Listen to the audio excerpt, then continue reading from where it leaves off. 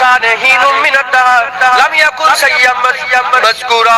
আমার আল্লাহ কোরআনে বলছে, শোনো শোনো এ দুনিয়ার মানুষেরা শোনো, তোমাদের উপরে মানুষের উপরে হাল আতা আলাল ইনসান হিনুম মিনাদ দাহর, ইনসানের উপরে মানুষদের উপর দেখি এমন জমানা গুজরে যায় রে যখন তারা জিকিরের কাবিল ছিল না। মানুষের উপর জমানা গুজরে গেছে, জিকিরের কাবিল ছিল না। কি বুঝাতে চাইছে, কি জানাতে চাইছে, আল্লাহ আমাদের কি বলছে? আমার আল্লাহ জুনায়েদকে বলছে, জুনায়েদ তুই ছিলিস, তোর জিকির ছিল না, তুই ছিলিস, তোর জিকির ছিল না। হে নবীর উম্মত উম্মতিরা, আমার আল্লাহ পাক জুনায়েদকে বলছে, জুনায়েদ তুমি ছিলে, তোমার জিকির ছিল না। তাহলে আমি আমার নিজেকে দিয়ে উদাহরণ দিচ্ছি। আমাদের এখন আল্লাহ জানাচ্ছে মানুষ ছিল, মানুষের জিকির ছিল না।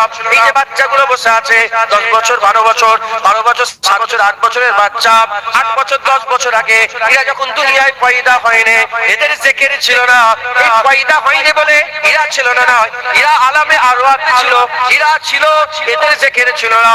হে নবীর উম্মত উম্মতিরা, এবার আমি আপনাদের বুঝাবার জন্য বলে দিয়ে যাই, কারণ জুনায়েদ সিদ্দিকী দুনিয়ায় এলো, দুনিয়ায় আসার আগে জুনায়েদ নামে কেউ ছিল না।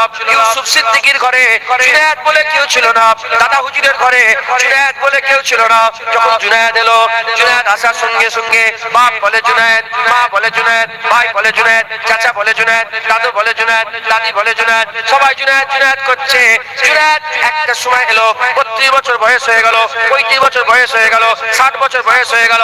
আল্লাহ মেরে দেবে, মেরে দেওয়ার পরে আস্তে আস্তে জিকির কমে যাবে, কমতে কমতে কমতে কমতে কমতে কমতে হাল এমন হয়ে যাবে, হাল এমন হয়ে যাবে যেমন প্রথমে জুনায়েদের জিকির ছিল না, পরেও জুনায়েদের জিকির থাকবে না।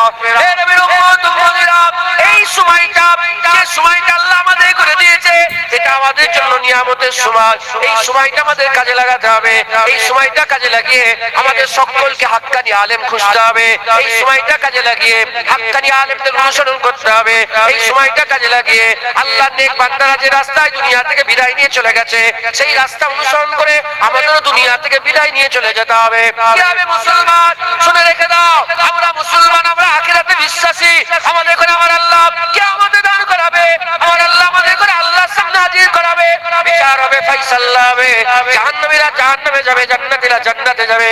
যে সময়টা আমার আল্লাহ কিয়ামত হিসাবে দুনিয়ায় আমাদের করে দিল, এই সময়টা আল্লাহর হুকুম মেনে হুজুরের গোলামি করে আল্লাহর ওলিদের রাস্তায় যদি কাটিয়ে দিতে পারে, আমার আল্লাহ মরার পরে কবর আমাদের আরামের করে দেবে, পুলসিরাত আমাদের সওয়ারি করে দেবে, কিয়ামত আমাদের আরশে ছায়া করে দেবে, দেখে আমার আল্লাহ আমাদের করে জান্নাত নসিব করে দেবে।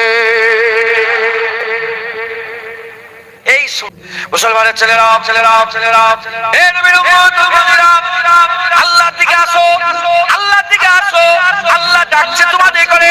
আমার আল্লাহ পাক বলছে, কাইফা তাকফুরুনা বিল্লাহি ওয়া কুনতুম আমওয়াতান ফাহিয়াকুম সুম্মা ইউমীতুকুম সুম্মা ইউহয়িকুম সুম্মা ইলাইহি তুরজাউন।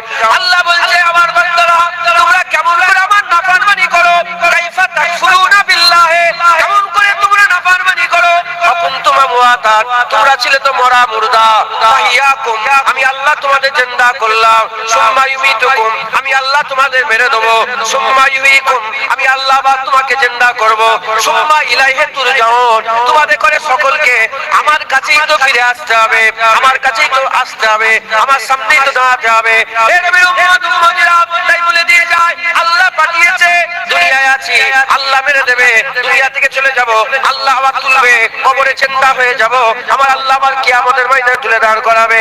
হে নবীর উম্মত উম্মতিরা, আল্লাহ পাকের দরবারে ফিরে আসে, হাক্কানি আলেমদের রাস্তা ধরে, আল্লাহর ওলিদের রাস্তা ধরে, আল্লাহর নেক বান্দারা যে রাস্তায় চলে গেছে সেই রাস্তা ধরে, আল্লাহর ওলিদের রাস্তা ধরে আল্লাহর দিকে ফিরে আসে, আল্লাহর রাসূলের গোলামি করেন, আল্লাহর রাসূলকে মহব্বত করেন, আল্লাহর রাসূলের তাবেদারি করেন, আল্লাহর রাসূলকে ভালোবাসেন, আল্লাহর রাসূলকে প্যার করে আল্লাহর ওলিদের রাস্তা ধরে আল্লাহ দিকে চলে আসেন। আমার আল্লাহ আপনাদের লেগে বলছেন কুরআন শরীফে, আমি তোমাদের জন্য এমন ভাবে এমন চোখ জুড়ানো জিনিস রেখে দিয়েছি, তোমাদের কল্পনার বাইরে, তোমাদের বাইরে।